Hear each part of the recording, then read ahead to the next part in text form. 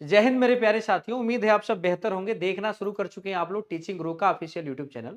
मेरे प्यारे साथियों, जैसा कि आपको जानकारी होगा कि उत्तर प्रदेश में शिक्षा मित्रों को जो सहायक शिक्षक बनाने की जो प्रक्रिया चली थी, उसको आप जानते हैं 2018 में 2017 में रद्द कर दिया गया था। और उसके बाद से आप जानते हैं 18-19 में दो भर्तियां आई थी, एक 68,500 और एक 69,000। उन भर्तियों को देखा जाए, उसी के शिक्षक जो शिक्षा मित्र थे उनको नियोजित शिक्षक बनाया गया था। तो जैसे शिक्षा मित्रों को हटाया गया, उसके बाद से उनके जगह पे नए शिक्षकों की बहाली हुई। लेकिन बहाली के बाद लगातार आप देख सकते हैं 8 साल हो चुके हैं, और इस 8 सालों में अगर देखा जाए 10,000 से 12,000 शिक्षक रिटायर होते हैं, तो यहाँ पर 80,000, कम से कम 80,000 नए शिक्षक बनने चाहिए। लेकिन अभी भी कहा जा रहा है कि अनुपात समानुपात बराबर है। लेकिन यहाँ पर जो चर्चा है वो शिक्षा मित्रों की है। क्या शिक्षा मित्रों को 10,000 में, क्या इस महंगाई के जमाने में वो एक सामान्य शिक्षक की भांति कार्य करते हैं, तो क्या उनको ये मानदेय उचित है? उनकी एज भी 40, 45, 50 के पार हो रही है, और 50 के पार एज होने वाले शिक्षा मित्रों का क्या ये उत्तर प्रदेश सरकार जो कैरियर दी है एक मानदेय के रूप में 10,000 रुपए, जो पूरे भारत में लगभग सबसे कम है, तो क्या ये उचित है? इसी संदर्भ में आज का ये सेशन है। जानते हैं कि शिक्षा मित्र 10,000 में कैसे चलाएंगे घर।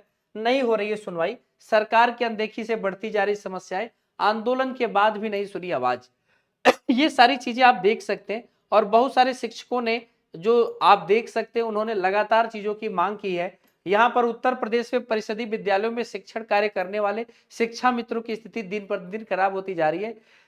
एक समय था जब समायोजन के दौरान उन्हें वेतन और सुविधाओं में वृद्धि की जाने की उम्मीद जगी थी, लेकिन समय के साथ ये सारी की सारी उम्मीदें धूमिल हो चुकी है। आप सभी देख रहे होंगे, आज शिक्षा मित्रों को 10,000 रुपए मानदेय मिलता है। जीविका चलाने में कितनी समस्या होती होगी, इसके बावजूद उन्हें आयुष्मान योजना का लाभ नहीं मिलता, नहीं उनको किसी भी प्रकार की कर्मचारी राज्य बीमा आयोग का ही लाभ मिलता है। जैसा कि आप जानते हैं, बहुत ही ज्यादा समस्या है कि आप देख सकते हैं शिक्षा मित्रों को वर्ष में 2 बार शीतकालीन और ग्रीष्मकालीन अवकाश के दौरान 15-15 दिनों का मानदेय नहीं मिलता। यानी जब भी शिक्षा मित्र काम करेंगे तो मानदेय मिलेगा, काम नहीं करेंगे तो मानदेय नहीं मिलेगा।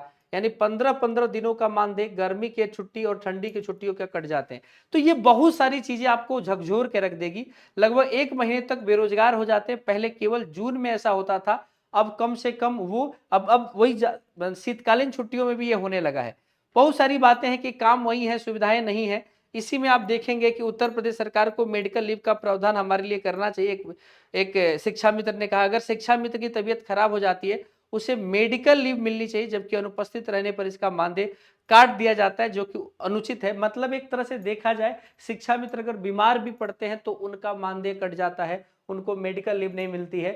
50,000 के लगभग में शिक्षा मित्र टेट से टेट उत्तीर्ण हो चुके हैं, उन्हें भी अल्प मानदेय यानी 10,000 मिल रहा है। ये भी एक शिक्षा मित्र है, उन्होंने कहा है। ऐसे ही आप देख सकते हैं 50 की उम्र पार हो चुकी है, और वो भी एक तरह से मानदेय बढ़ाने की उम्मीद लगाए बैठे हैं। तो मैं इन भाइयों के तरफ से, इन बहनों के तरफ से यही बात कहना चाहूंगा कि मेरे साथी जो अभी शिक्षक बन के काम कर रहे हैं, वो भी, उनके मन में भी ये आता होगा, या वो काम करते हुए जब उनसे बातचीत होती है, वो भी कहते हैं कि शिक्षा मित्रों का मानदेय बहुत कम है।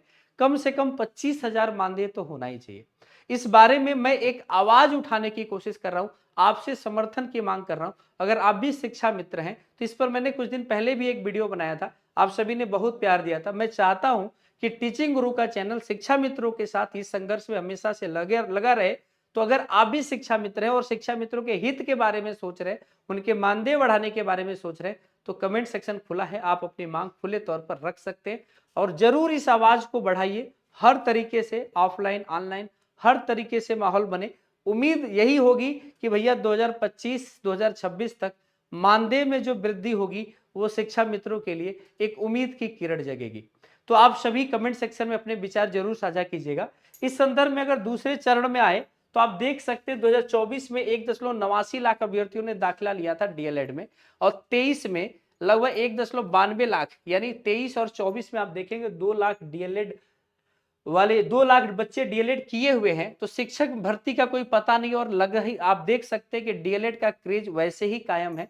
बहुत बीएड किए हुए बच्चे भी अब डीएलएड कर ले रहे हैं कि भैया हो सकता है जब भर्ती आए तो हम इस योग्य हो जाए, क्योंकि बीएड वाले बच्चों को अब प्राथमिक से हटा दिया गया है।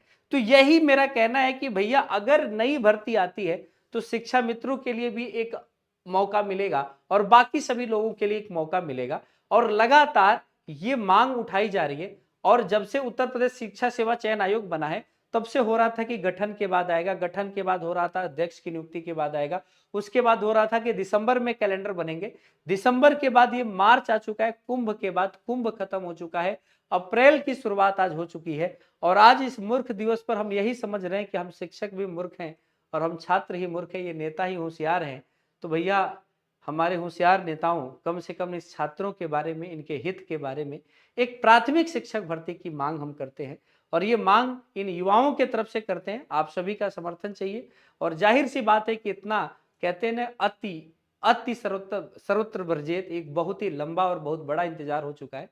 तो यहाँ पर एक बड़ी भर्ती की उम्मीद की जानी चाहिए और एक बड़ी भर्ती जरूर आप दीजिए कि इन युवाओं की इस पढ़ाई का कुछ मतलब निकले, बीएड डीएलएड का मतलब निकले। अदरवाइज आप इस बीएड डीएलएड को कोर्स को बंद कर दीजिए। जब आपका समानुपात और अनुपात हमेशा बराबर ही रह रहा है तो क्या मतलब है। तो चलिए इसी के साथ आज के सेशन को यहाँ समाप्त करेंगे। उम्मीद करेंगे आप सब बेहतर होंगे। मेरी बात कैसी लगी, अगर आपको लगता है कि आपको भी इस बात पे समर्थन करना चाहिए तो कमेंट सेक्शन खुला है। उम्मीद करेंगे कि आपका समर्थन जरूर आएगा। धन्यवाद, थैंक यू सो मच।